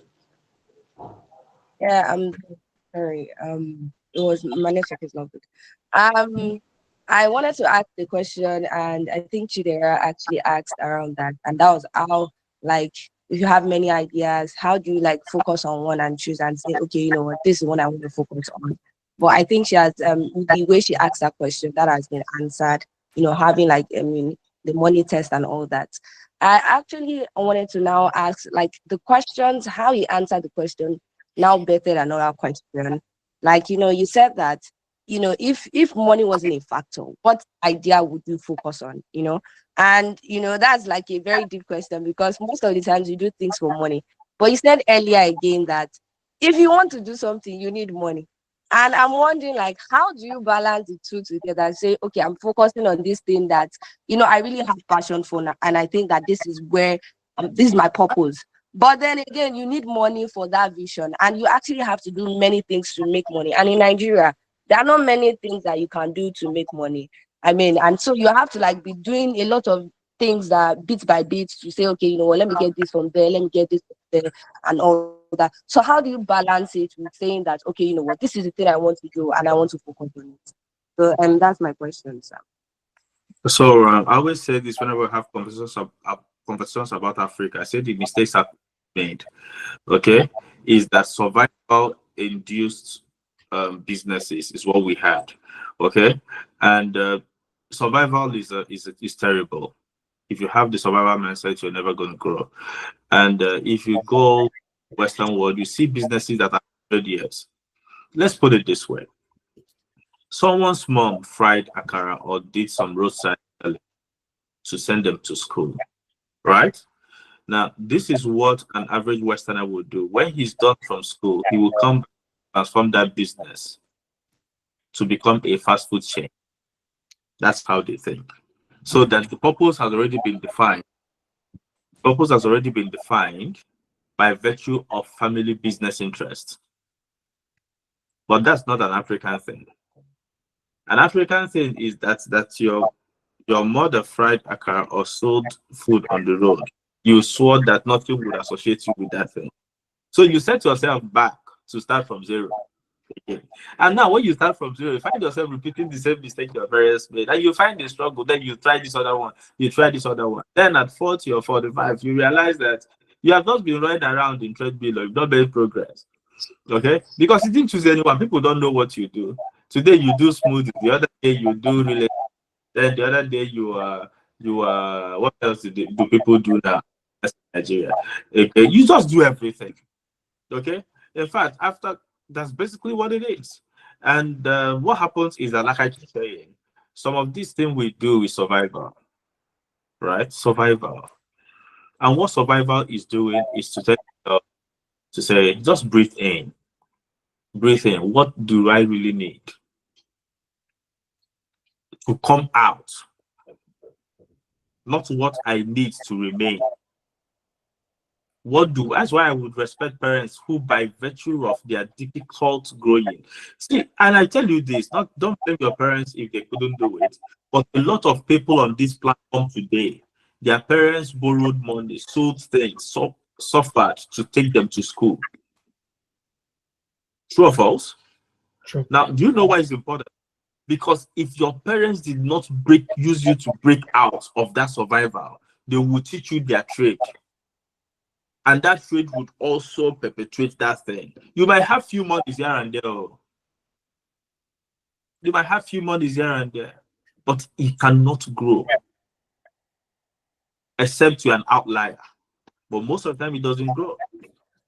If you want to understand, you go and study the story of slave trade. They will tell their children in the plantation, "I am doing this thing so that you can." Every evening, you will trek 25 kilometers and go and learn. You are going to be a lawyer. You are going to be a doctor. You are going to be this. You know why they do that? Because we can't keep playing around the same options of survival. So when you have multiple ideas like that, it's always survival driven. And it's also part of the mistakes our parents make. Now, what happens is that, and I can tell you this, and I see me, I'm not trying to sugarcoat this. Some people are not even standing on their two legs. They are barely 21 or even 25 or even 30. Now parents start now having expectation that these guys start bailing them out. At 30, there's expectation from parents. They are giving how would not if you are in that state, don't blame your parents, they don't know any better. But like I said, a 25-year-old that's just done from school and university days, there's expectation from home. The parents will go and tell them, "Oh, we have to do this, we have to do." That suddenly puts the person in survival mode. That call, because of the love he has for where he's coming from, puts the person in survival. So that the person cannot even grow. And this is what you're going to see people who earn a million, 1.5 million, 2 million. They have not invested in their career growth. They have not done any courses. They have not done any master's program, and they have not done anything, but they've been earning because they are funding survival systems back home. They keep funding it so that it's never enough. They never grow. They are now having to hustle out this. So somebody is a banker, but he sells cars and he sells house on the land. And as he's coming, he sells land on the side, as he's coming back, he's trying to use his car to do Uber and do this. Now, as a banker, he's not a banker. As this is not that. Why is he doing that? Somebody will come home. That's pressure. That's survival system. There's no cushioning. Now, I'm trying to deal with the roots. Because if you understand these things, whether I could tell you focus on your purpose, do this, do that, do that. If these calls come, you are under obligation to do that. And what you need to do is also call them and tell, please, can you give me 1 year to breathe? In 1 year, I should be able to consolidate my direction, or 2 years. And if they don't want to give it to you, they don't like you. That's the truth. That's the truth. So I understand the multiplicity of ideas, the fact that we have to do a billion things to get by. But the question is, after you think you do a billion things, how many people have gotten by doing a million things? How many people have gotten by? You are in class. You are, as a student, you are in class. You are trying to do supply of wig or weave-on or something. You are not a proper trader. You are not a proper student. You come out to school, your result looking like funny. Then because of that result, you cannot advance. But somebody else focused and came out with 2-1. And if you cannot compartmentalize and say, this is time, I must do this for survival, power up and make money. Like I keep saying, if money is that important, you have to separate it. This thing, I must do it, put in 2 hours, 3 hours, get some side gig, know what you are chasing and know when to stop. Because if you put in here, you do this, you do that. Some people come to class sleeping. You know why they're sleeping? Because they did all-night job. And I always ask them, they say, you don't understand, there's no money, I did all-night job. I said, I want to ask you, will this all-night job you do, does it have the capacity to take you out from the circle where you are? If the answer is no, you are investing in the wrong. Do you know, I can give you this if you're in Nigeria or in Africa. I go and study it, I don't want to, because now we're dealing with beyond Nigeria, when I call the numbers. Billions of naira are lost every year to Ponzi schemes. Why we keep losing this money is that nobody wants to take time and understand the rules of investment. If someone tells you that you put in 100,000 and you get 200,000 in 3 months, you know that there's no way it works. It cannot work. Not even the bank makes that kind of money. It does not work. But survival will shut down all your sense of rationality. Some people will even take money and go and do betting in place of survival. Please, I beg you. If you ever do any kind of betting, bet something, bet Niger, or please avoid it if you go forward. I beg you. Please. I hope that answers somebody's question beyond what they asked. What's Yes. the other one? There's somebody else that was raising his hand, but if there's none. Yes, I think, I don't know if this question is answered. Is it there? Roman, we can unmute your mic.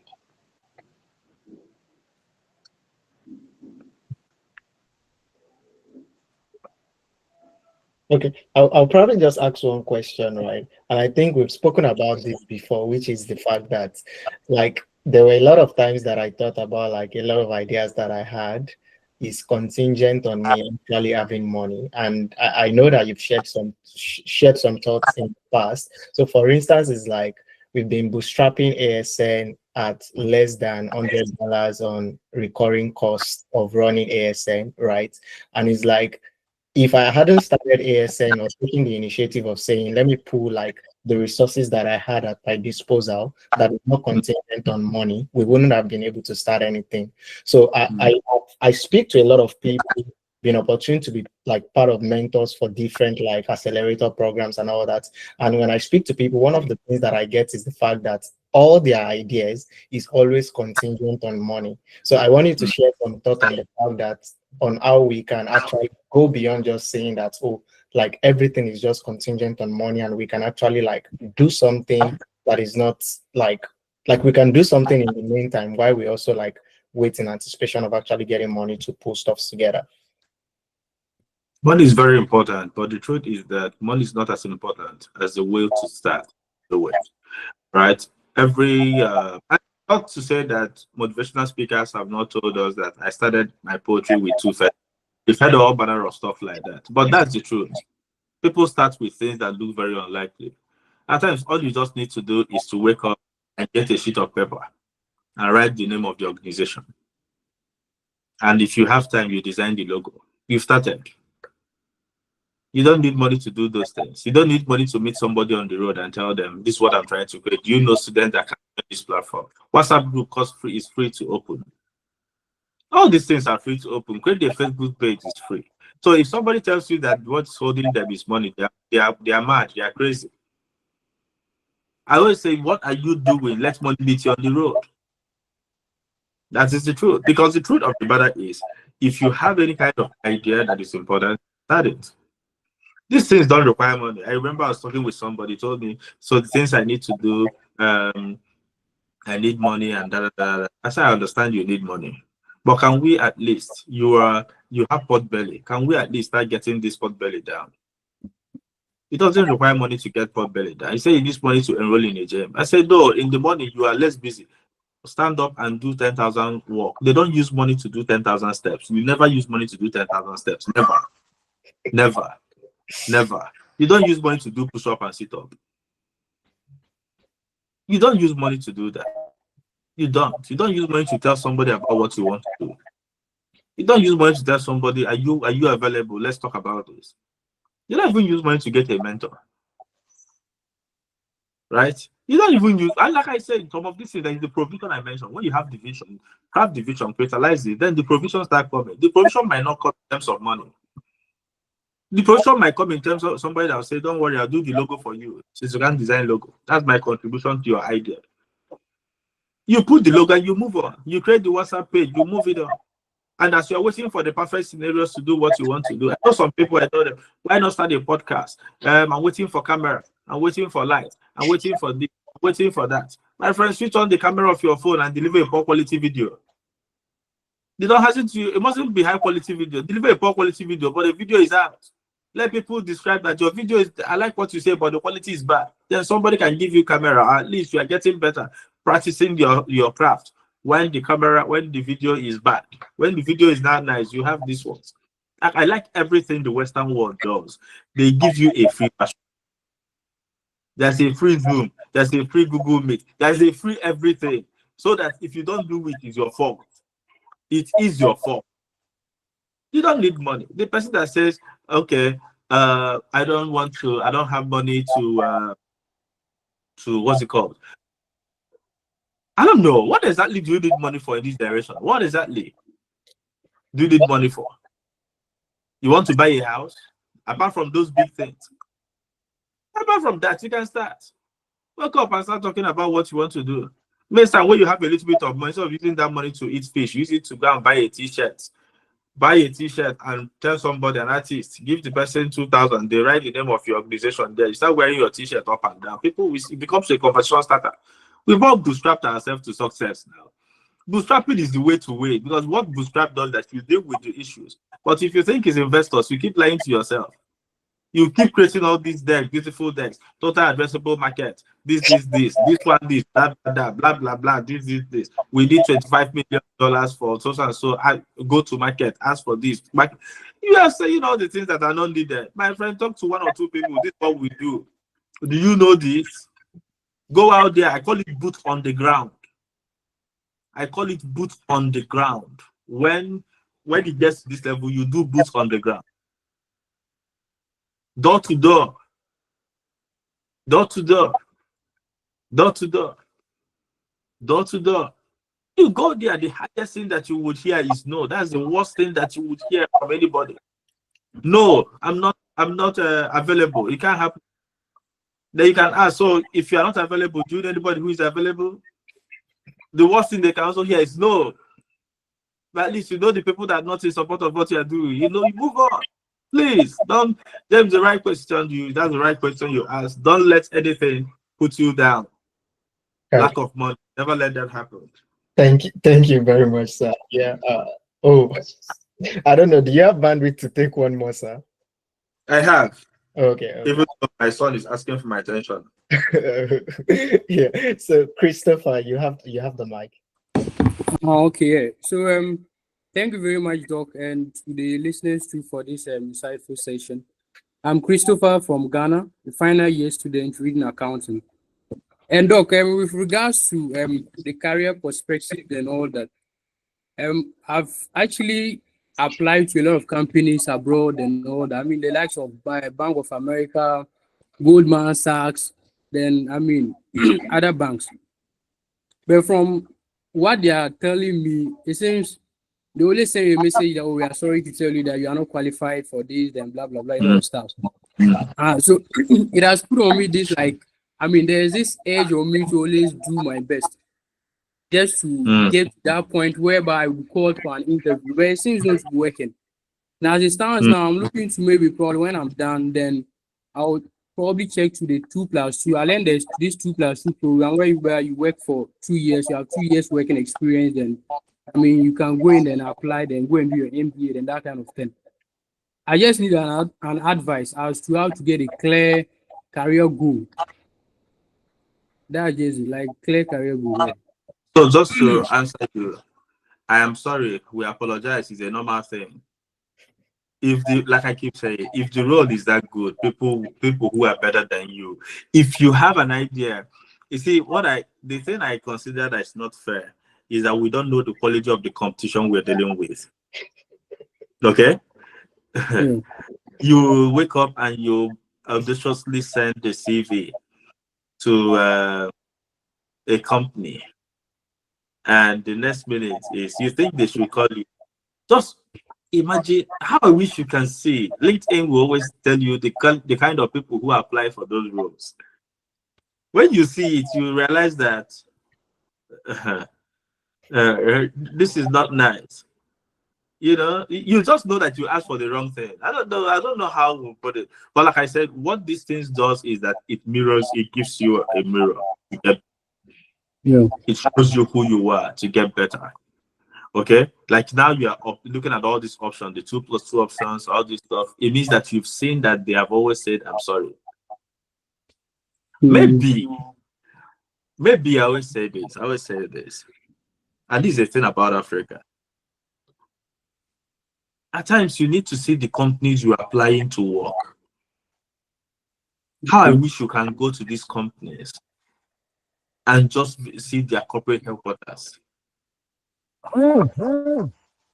How I wish you can say, I want to work in Mercedes-Benz. Why not just go to Mercedes-Benz headquarters in Germany? You will look at that place and you realize, do I really qualify to even visit? Not even be a star. You see, this is an interesting thing, because what it does, like I believe in every challenge we face, is that it shows us a mirror where we're going to get better. Okay? So that when you finally get it, you will know that it's a privilege. You see, we keep like, oh, Bank of America, BCG, Ernst & Young, everybody likes all these things. Well, everybody likes it. We like all these big systems. One day, pay a visit.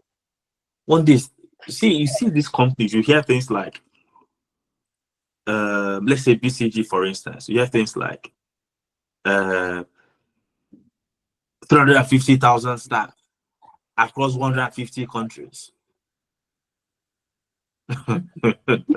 Yeah, just look at, you just laugh. Why you will laugh? Because you look at the competencies on the road. Actually, you see the people they sacked. You see the people that they fired because they are incompetent. You realize that incompetence is better than your competence. These are things I want us to understand, so that when I believe in bold and audacious goals, everybody knows me for that.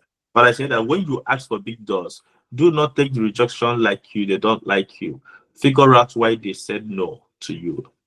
When I used to write business plans for people a lot those days, I'll write a business plan and they'll say, I take it to the banks. You know what the banks did for me? You look at the banks, the bank manager will look at it. Oh, this is a good business plan, but this area is not good. This area is not good. This area is not good. I'll take those areas you highlighted, put in the next business plan, talk to another bank manager.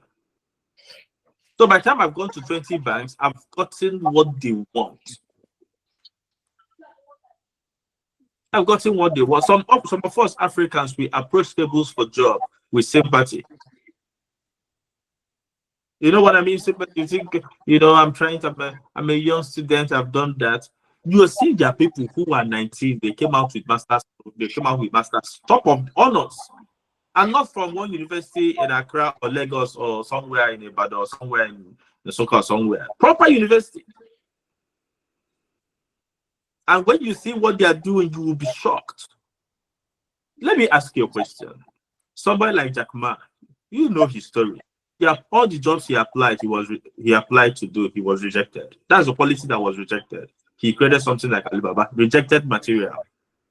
Do you know that Elon Musk applied for jobs in a couple of tech companies that he was rejected? That's the quality this is the rejected quality. Okay. I want you to understand that the game, when you get to the pyramid, the top there is the 1% of the 1%. Okay, let's put it case in point. This always is in the news. Apple spent $1 billion every year trying out on electric vehicles, and they suspended it after 10 years. And they've sacked everybody in that value chain of that program. Redundant. They are smart people. Anybody that could have a allocation of $1 billion every year is considered smart by Apple. But they are considered redundant. Then tomorrow you say, I want to work in Apple. That's why I keep saying that if we understand this, there's a movement I'm sharing what they call the blacks in business, so that we could use our strength, our weakness, those things that's weakness, and convert it to strength. The fact that you could comfortably walk into a business negotiation and tell them, do you know why you're going to employ me? I believe that Africa in the future, I might not be the best head for this, but with somebody like me that is smart as you want, I could be the face that could open certain doors for you. It's something you're going to think about. And you do that. And I don't want to mention my mentor, but everybody knows him. James, you know, his picture is at the wall of the office. When he was applying to get into the bank made it very clear. If you don't have 2-1, do not apply. Okay? He walked to the bank and applied, and he had 2-2. He said, what I don't have in 2-1, I have in motivation, in resilience, in passion, in grit. I can those things I don't have in 2-1, I have in the other side. If you want to give somebody a shot, give me a shot. I mean, because all we're saying is that the game has been elevated so high, but it's good that you are checking out yourself. If it means doing the 2+2 and doing all this stuff, and fine and good. If at some point you could do all this stuff and they still say no, doesn't mean they will say yes. It's also time to look at them and say good riddance to bad rubbish and face front. And look back and fix yourself. Ultimately, whether you 1 + 1, 5 + 5 is 10, 9 + 1 is 10, 200 minus 190 is 10. Choose your numbers and get to 10. That's the game. If these guys won't give you, you elevate. Some of us have started to build a global consulting firm from ground up. We tried to start a partnership and do a couple of things with them. They treated us as if we don't exist. And when you knock at the doors and knock at the doors, you stop. You start building your blog, one block after the other. And it's not overnight. Some 10 years after, some 15 years after, you are now getting recognized by this system that once said no to us. The game is tough. Remember, we are coming from a mediocre system in Africa, where the barest minimum is considered good. If you have not watched this movie, go and watch it. Go and watch it. If you have not watched this movie, go and watch Suits. Go and watch Suits. Go and watch Suits. You will see that people are very smart. People are very smart. It's not just a movie. People are very smart. People are very, very smart. And people are very smart. Very, very, very smart. Very smart. You will see how, I'm not kidding you. Some people, have you, and I end on this note. Have you seen people, suits? Yes. Have you seen people, and if please raise your hand, you've seen this before. Have you seen people type very fast with their computers? And you just look at and you in amazement, no way I can ever do this in a million years. They are not even looking. They are not even looking. Is it? How am I supposed to compete with people like this? How am I supposed to compete with people like this? Before you say, Jack, they have multiple tabs open. They are doing this, they are doing that. I have a friend of mine, he watches a movie in fast forward. Because the movie is too slow if you watch it normally. He watches it in fast forward. And while he's watching it, he's reading a book at the same time. And if you tell him to tell you what's happening in reading a book, I can't even watch a movie. I'm not intelligent. I can't even watch a movie and understand it at a glance. At times I want to understand what the words say and pause it to soak it in. This guy is watching a movie, he's reading a book, and by the time he's done two things that you can't do once. And still, people like that think they are top of the ladder. They are still not on top of the ladder. Because if you see the people on top of the ladder, how smart they are, you will now realize you need to rework your weakness and convert it to strength. Because if you want to toe that path to compete with them, you probably might not. You probably might not. So if you want to understand how these things are, who has said about is Isaac Newton that did the gravity, yeah? Gravity, that gave us the gravity with the circumference of the world, right? Who did physics here? Anybody that did physics? So these are just asked to them. I'm boring you guys with physics. Yeah, that's Isaac Newton. Yes. One Yes, day sir.